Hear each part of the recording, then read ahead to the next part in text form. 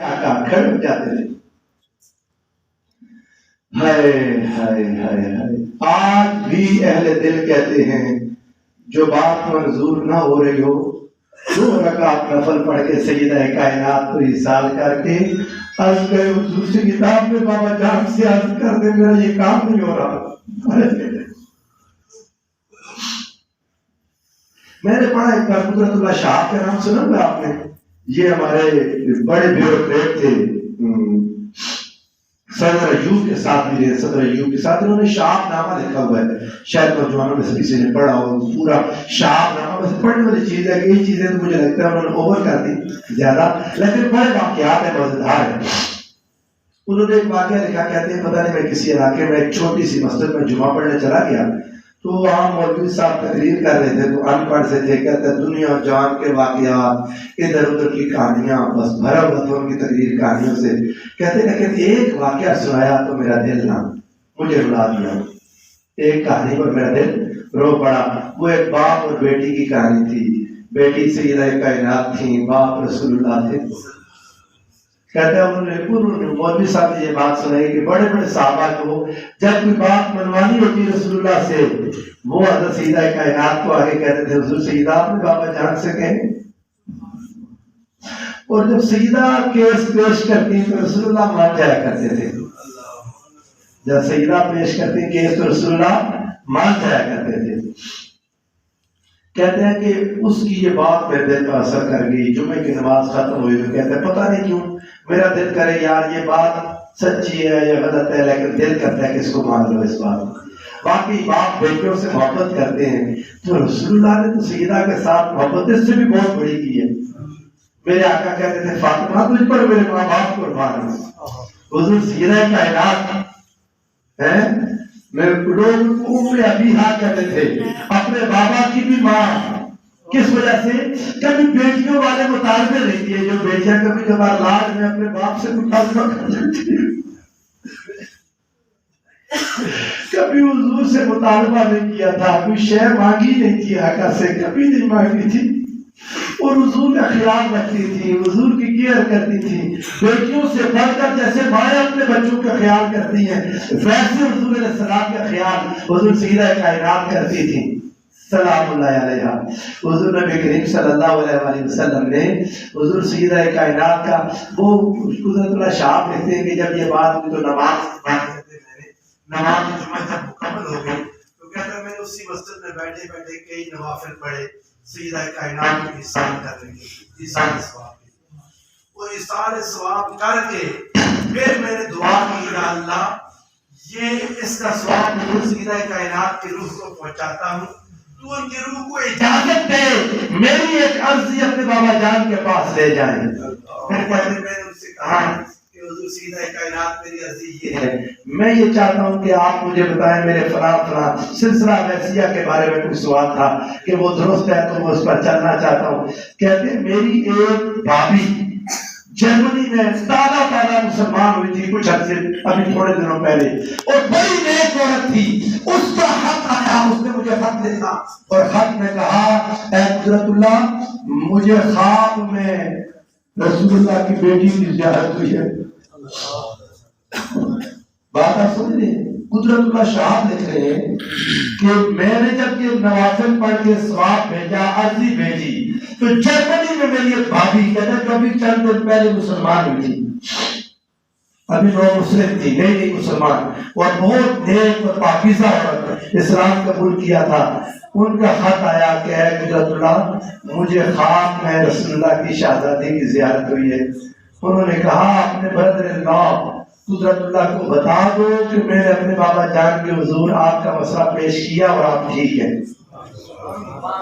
کر لیں. تو حضور سیدہ کائنات کا تو مقام اتنا صحابہ، اگر صحابہ کو حضور نے سنایا تھا فاطمہ میرے جگر کا ٹکڑا ہے تو حضرت ابوبکر سے زیادہ کون جانتا ہوگا. وہ جب مسئلہ ہو گیا نا وہ باغ فدق والا، سنے ذرا سمجھنے کی بات ہے. حضور سیدہ تھوڑی سی ناراض تھی سیدہ کائنات. حضرت ابوبکر ایک حدیث پیش کرتے تھے اور یہ دونوں صحیح تھی، یہ دونوں بولیے بولے نا دونوں، کسی ایک کو بھی خطا پر کہنا بدبختی ہے، کسی ایک کو بھی. سیدنا ابو بکر آج کل لوگوں کی زبانیں ایک گز لمبی زبانیں ہو گئی ہیں، کوئی مقام نہیں اور پتہ نہیں کیا کیا منہ سے پھول پھول بکتے رہتے ہیں. کبھی حضور سیدہ کائنات کے بارے میں نہ سوچنا کہ خطا پر حضور سیدہ کائنات کے بارے میں، نہ سیدنا صدیق اکبر کے بارے میں. حضرت ابو بکر کو دنیا دار آدمی نہیں تھے کہ باغ فتح کے پیچھے میرے رسول کی بیٹی کو ناراض کر دے. ابو بکر کون تھے لوگوں؟ خدا کی قسم حضرت عمر نے کہا ابو بکر آپ نے پیچھے آنے والوں کے لیے مشکل کر دی. ایک مسلح، ایک کرتا، ایک تلوار، ایک ڈھال، کہا جا کے ابو بکر عمر کو دے دینا، کہنا خلیفہ کی یہی کچھ پراپرٹی ہے، بس یہ پراپرٹی ہے خلیفہ کی. حضرت عمر دیکھ کے رو پڑے، انہوں نے کہا ابو بکر آپ نے مشکل کر دی بعد میں آنے والوں کے لیے. حضرت ابو بکر رضی اللہ تعالیٰ عنہ دل کر رہا تھا آپ کا میٹھا کھانے کو. اپنی زوجہ سے کہا میرا دل کرتا ہے میٹھا کھانے کو، دل کرتا ہے. انہوں نے کہا کہ گھر میں کوئی چیز نہیں میٹھا بنانے کے لیے. حضرت ابو بکر نے کہا ٹھیک بات ہے، بس چپ کر گئے. کچھ عرصے بعد تھوڑا سا میٹھا ایسے حضرت ابو بکر کے سامنے رکھا، اس میں سے 2 نوالے دیے.